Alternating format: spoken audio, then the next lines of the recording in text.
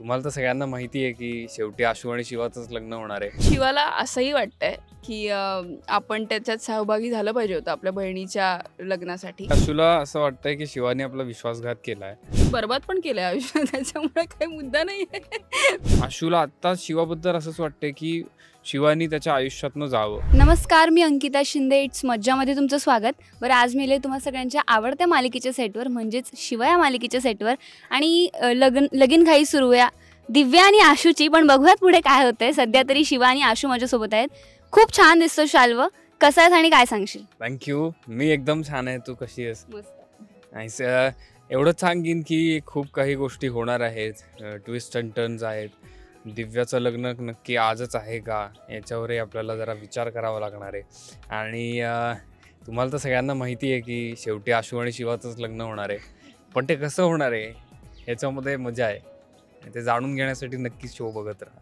अगदीच. पण मला पूर्वाकडे यायला आवडेल. पूर्वा, एरवी ना मालिकांमध्ये असं असतं की हिरोईनचं लग्न होत असतं आणि हिरोमध्ये असतं किंवा नंतर ते सगळं होतं. इथे जरा वेगळं आहे. सो सध्या शिवाची भूमिका काय किंवा शिवाच्या मनात काय सुरू आहे? असा ट्रॅक पण पहिल्यांदाच येतोय की हिरोईन बाजूलाच आहे. म्हणजे बाजूला आहे असातला मुद्दा नाही, पण तिचं लग्नच नाही आहे आणि तिला या लग्नापासून लांब ठेवलेलं वगैरे आहे सगळं. तर हा म्हणजे लग्नाच्या सिक्वेन्समध्ये इतकी तारांबळ उडालेली असते सगळ्यांची की काय करायचं नेमकं, एवढं नटायचं वगैरे असतं. तो सोयीचा भाग झाला आहे शिवाचा की शिवाला काहीही करावं लागत नाही आहे त्यासाठी. आणि ते मला चांगलं वाटतंय पूर्वा म्हणून की खूप नटायचं नाही आहे आणि काही नाही आहे. पण ह्याच्या पलीकडे जाऊन शिवाला असंही वाटतंय की आपण त्याच्यात सहभागी झालं पाहिजे होतं आपल्या बहिणीच्या लग्नासाठी. पण ते होता येत नाही. पण त्यांच्यासाठी ती खुश आहे आत्ताही.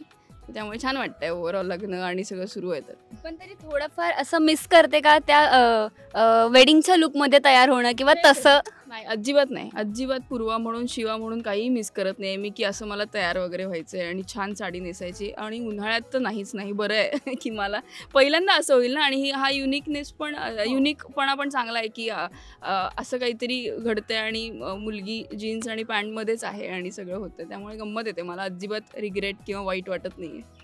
अगदीच. पण शाल्व, कुठेतरी तुझे बाबा थोडेसे शिवाच्या बाजूने आहेत किंवा आम्ही प्रोमोज पाहिलं त्यामध्ये ते शिवाचा हात तुझ्या हातात देत आहेत. सो त्याविषयी तुझी भूमिका काय असणार आहे? आणि सध्या शाल्व आशू थोडासा शिवाच्या विरोधात नाही म्हणता येणार, पण थोडासा नाराज आहे असं काहीतरी आहे. सो आशूला शिवाबद्दल आत्ता काय वाटतंय? बेसिकली असं आहे की आशूला असं वाटतंय की शिवानी आपला विश्वासघात केला आहे. त्यामुळे आणि काही दिवसांपूर्वी शिवानीच खूप मोठा जरा एक ड्रामा केला होता की आशू, तू माझा असा विश्वासघात कसा करू शकतोस, मला लग्नाबद्दल सांगितलं नाहीस वगैरे वगैरे. आणि कट टू हा विश्वासघात आशूला भोगावा लागला शिवाचा. सो आशूला असं झालंय की तू जे काही बोलतेस ते इतकं चुकीचं होतं आणि तुला असं वाटतं की मग तू असं माझ्याशी सायमल्टेनियसली वागतेस.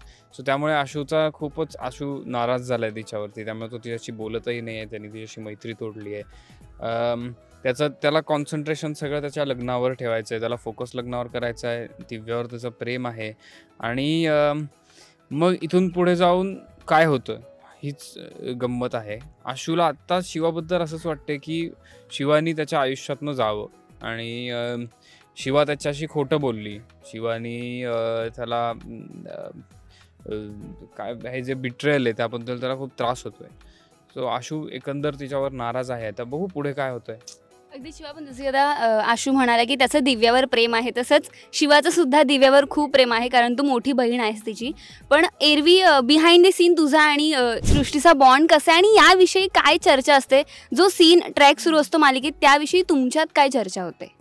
खरं तर माझा आणि अख्ख्या सिरियलमध्ये आमचा चांगला बॉन्ड आहे कारण की आमच्या मेकअप रूम एकत्र असतात. हा तर पहिला मुद्दा येतो. आणि आमच्या दोघींचे सीन्स एवढे पण झालेले आहेत की बहिणी बहिणी म्हणून. आणि जे की आपले भावंड असतात नॉर्मली की लहान आणि मोठा असतो त्यांच्यात भांडणं असतातच किती काही झालं तरी. पण ह्याच्यात उलटं आहे की लहान बहीण मोठ्या बहिणीला खूप जपून सांभाळते आणि सगळ्या गोष्टी तिच्या पाठीशी घालते. मोठी बहीण नाही घालत. मोठ्या बहिणीचे वेगळे झोन आहे. तर अशी गंमत येते सीन करताना. तर पण ऑफस्क्रीन आम्ही अशा असतो की आम्ही कधी रील करणार, आम्ही काय काय करणार आहोत, आमच्या वेगळ्या गोष्टी सुरू असतात. आणि जे ट्रॅकच्या वेगळीकडे असतं म्हणजे ऑनस्क्रीन जरी आम्ही एकमेकांचा दुस्वास करत असलो तरी पण ऑफस्क्रीन आम्ही तेवढ्याच चांगल्या आहोत एकमेकींशी. हे तर खरं.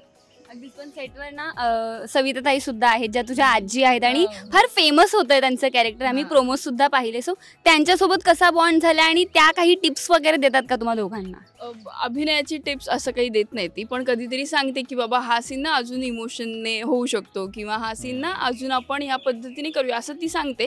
पण ते कसं होतं की एक सिनियर ॲक्टर आपल्याबरोबर आहे तर आपण आपसुकच थोडे सिरियस होऊन म्हणजे जनरली पण करताना सिरियस असतोच सगळे, पण आपण आता समज मी पाना गँग बरोबर असेल किंवा शाल्व बरोबर असेल किंवा मांजा बरोबर असेल तर आम्ही ते असे मस्ती सीन करून टाकतो. मग त्याच्यात सिरियसनेस कितपत पाहिजे तेवढा असतो. पण आजीबरोबर काम करताना एका सिनियर ॲक्टरबरोबर काम करताना त्यांच्या पद्धतीने पण काम करावं लागतं.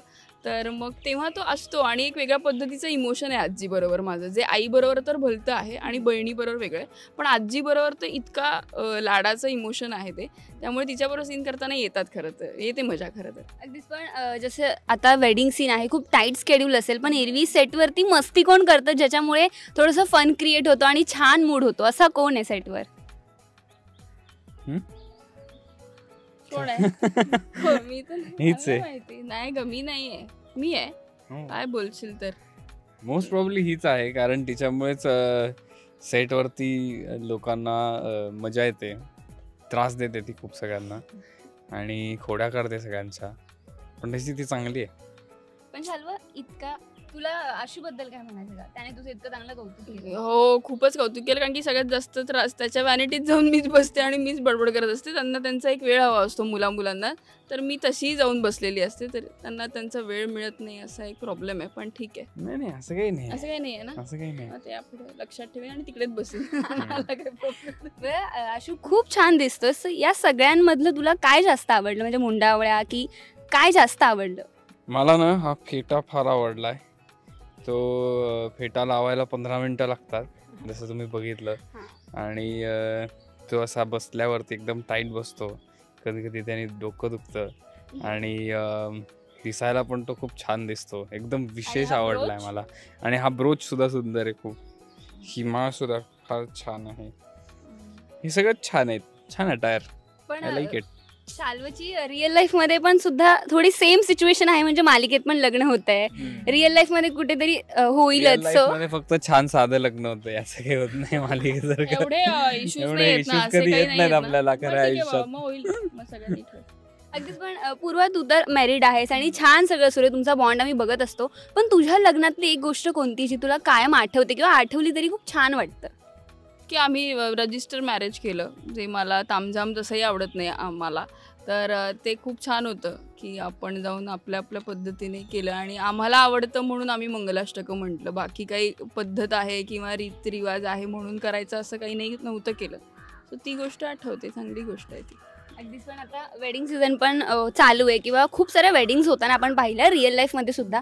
तुम्हाला पर्सनली वेडिंग्स अटेंड करायला आवडतात का? आणि मित्रांच्या हळदीत वगैरे नाचायला? हा, नाचायला भरपूर आवडतं. पार्टी आवडते, हळद आवडते, संगीतला मजाच येते. त्यानंतर जेवण लग्नातलं फार मस्त असतं काही ठिकाणी, सगळ्याच मजा येते. कुठल्या पदार्थावर तू जास्त ताव मारतोस? मी ना विशेष लग्नामध्ये मला श्रीखंडपुरी असेल तर मला खूप आवडतं. गुलाबजाम आवडतात, रसमलाई, बासुंदी, असे विविध प्रकार आहेत खूप काय. पूर्व तर इतकी फिट अँड फाईन आहे, सो तुला विचारायला आवडेल, तुला कोणत्या पदार्थावर जास्त ताव मारायला आवडतं? असलात काही? मी नाही आहे म्हणजे फिट असं मला नाही माहिती, मी नाही आहे. थँक्यू, पण थँक्यू खरंच. आणि असं काही ताव मारायला वगैरे आवडत नाही, पण तोंडी लावण्याचे जे प्रकार असतात लग्नातले ते सगळे आवडतात मला. म्हणजे अळूवडी असेल, कोथिंबीर वडी असेल, कोशिंबीर असेल, ते सगळं आवडतं. कधी असं झालं एखाद्या मित्राच्या हळदीत गेल्यात किंवा वरातीत गेल्यात आणि सगळ्यात पर्यंत तुम्हीच आहात जे नाचत आहात, असा कुठला प्रसंग आहे का? मी बरबाद पण केलंय आयुष्यात, त्याच्यामुळे काही मुद्दा नाही आहे. मी हळदीत जाऊन काही करू शकते. शाल्वच्या हळदीत नाचणार आहेस का? काही ठरवले का? काही प्रँक करायचे किंवा फ्रेंड्सला घेऊन जाईल? आता कसं सांगू, त्याला पण नाही माहिती मी काय करीन, तर मी करीन काहीतरी. शाल्व, खास आमंत्रण देणार आहेस का पूर्वाला? खास आमंत्रण खास आमंत्रण असतं तेच ना, तो नुसतं एवढं एवढं बोलेल, ह्याच्यावर आपण आमंत्रण द्यायची गरज नाही. तू पूर्वाबद्दल बोलतेस, तिला आमंत्रण द्यायची गरज नाही. तिला कशाला आमंत्रण द्यायचं, ती येते. या इंटरव्ह्यूच्या मार्फत असं सांगून टाक की तुला लग्नात काय हवंय, पूर्वाकडून कोणती गिफ्ट हवी आहे का, किंवा काही हवंय का बेसिकली? हा गिफ्ट ते म्हटलं तर लिस्ट आहे माझ्याकडे गिफ्टची भरपूर. प्रत्येकाला देणार आहे एक एक. सो देईन मी तुम्हाला हो एक एक लिस्ट लिस्ट देईल तो, ते मी आता द्यावं लागेल. म्हणजे लग्नाला जायचं तर द्यावं लागेल, नाही तर मला नको येऊ लग्नाला, मग काय करायचं, नाही, त्यापेक्षा मी- जाईन मी घेऊन पण जाईन. गिफ्ट घेऊन ये. हो अगदीच. पण आम्ही ना संगीतचे सुद्धा प्रोमोज पाहिले जिथे छान डान्स होते, आणि विशेषतः आशूच्या आईबाबांचा डान्स खूप सुंदर होता, आणि तुझा आणि दिव्याचा सुद्धा.